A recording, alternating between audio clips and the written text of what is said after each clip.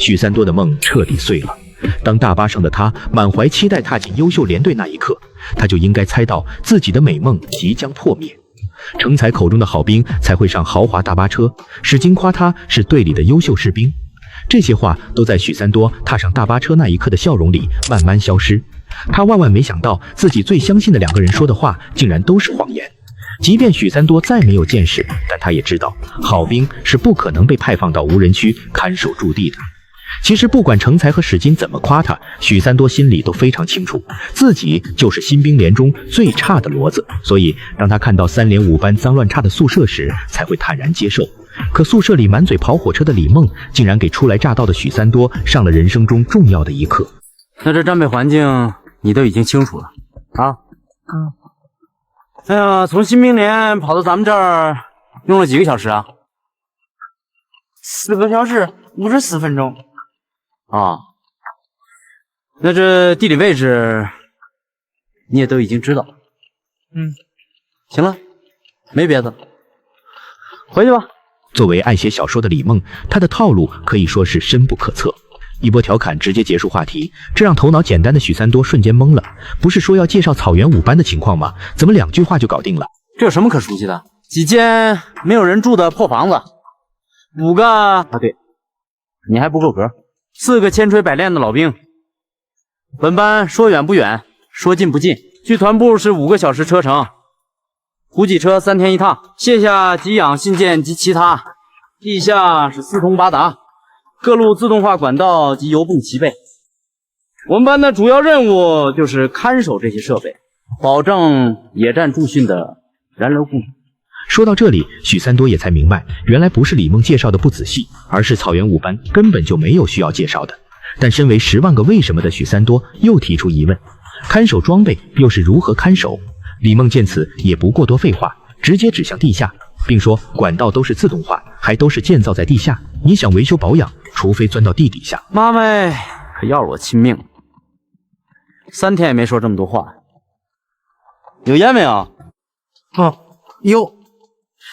请上岛啊！这里有个细节，在许三多刚到部队成才给他递烟时，他说他不抽，可第2天训练他就学会了用烟打开话匣子，给被气坏的561班长递烟讨好他。虽然得到了训斥，许三多还是时时刻刻在身上揣着一包烟。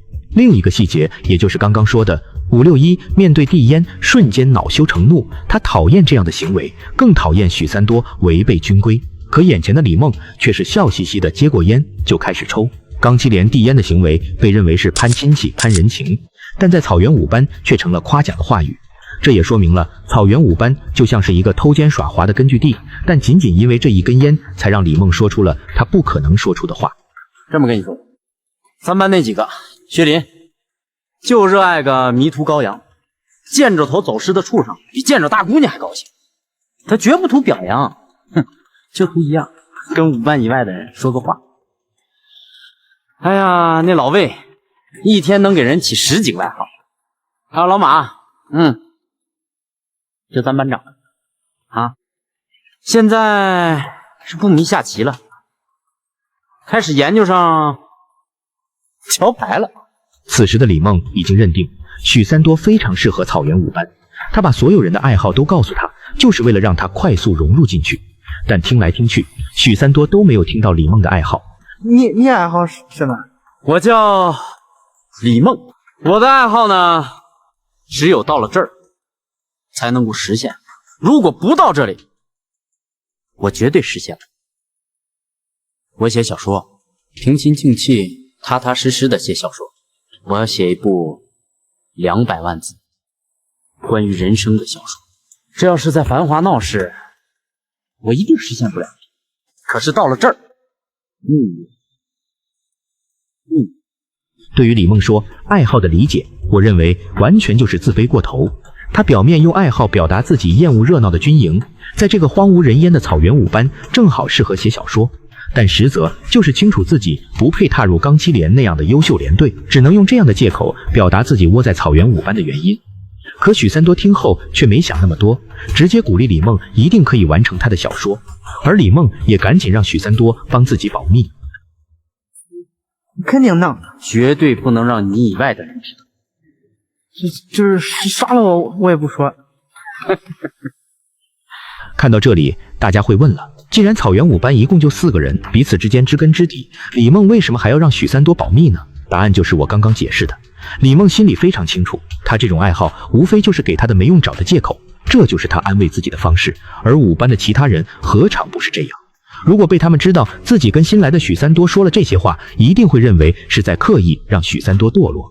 眼看许三多还算听话，李梦又要了一根烟，甚至整包都夺了过去。随后便问许三多指导员，在来之前有没有跟他说过，看守驻地是一项光荣而又艰巨的任务。哎呀，指导员有没有跟你说这是一个光荣而艰巨的任务？再来一根啊！行，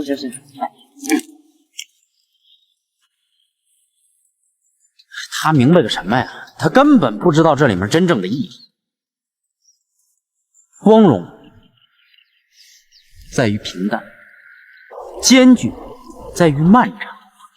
不过，我们一定能够把有限的生命用在无限的事业上。几句心灵鸡汤出来后，许三多完全吸收，这也为他后面独自修路埋下了伏笔。可对于说这些鸡汤的作者，李梦可以认为说是欺骗自己。他深知草原五班的日子非常枯燥，换句话说，就是在这里熬日子，熬到2年退伍回家。